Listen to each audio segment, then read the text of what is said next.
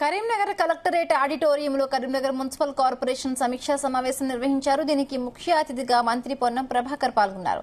Karimnagar smart city, CMA plans grant, water supply, solid water management తదితర విషయాల సమీక్షించారు.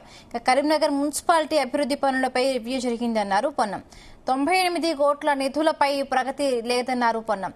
గత 10 ఏళ్లలో అధికార దుర్వినియోగం చేసి ల్యాండ్ కబ్జాలు చేసిన వారి లిస్టు సేకరిస్తున్నామన్నారు పొన్నం. ఎవరైనా ప్రజాప్రతినిధులుగా ఎవరైనా కూడా మున్సిపల్ సమస్యలను భాగస్వామ్యము దృష్టికి తీసుకొచ్చి పరిష్కారం చేసుకునే విధంగా ఉండాలని కోరుకుంటున్నాను. ఎందుకంటే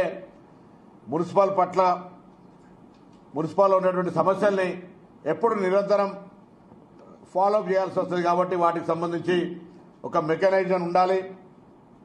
ఎక్కడ కూడా ఇష్యూస్కు తప్పు జరగకుండా ఉండే విధంగా తగిన చర్యలు తీసుకోవాలనే విధంగా మరి అన్ని చర్యలు తీసుకోవాలని కోరినాం. త్రాగునీటికి సంబంధించిన అంశం కావచ్చు, లేకపోతే మెక్మా మహిళా సంఘాలకు సంబంధించినటువంటి ఇప్పటికే వడ్డీ లేని రుణాలను దాదాపు 1700 సంఘాలకు వాళ్ళ ప్రభుత్వం ఇచ్చినటువంటి నిధులను ఆన్లైన్ ద్వారా ట్రాన్స్ఫర్ చేయబడ్డది. భవిష్యత్తులో పట్టణంలో మహిళా శక్తిని కూడా బలోపేతం చేయడానికి మా ప్రభుత్వం ఏదైతే ఆలోచన 1 కోటి మంది మహిళలను కోటీశ్వర్లు చేయాలనే ఆలోచన ఉందో, కరీంనగర్ పట్టణ మహిళలందరూ కూడా అందులో భాగస్వామ్యం తీసుకొని రాబోయే కాలంలో ప్రభుత్వం దగ్గర జరుగుతున్నటువంటి ప్రణాళికలో భాగంగా పట్టణ మహిళలందరినీ కూడా భాగస్వామ్యం చేయడానికి ప్రణాళిక తీసుకుంటా ఉన్నాం. మానేర్ రివర్ ఫ్రంట్ కి సంబంధించి ఫేజ్ 1లో దాదాపు 72% పనులు పూర్తయినాయి.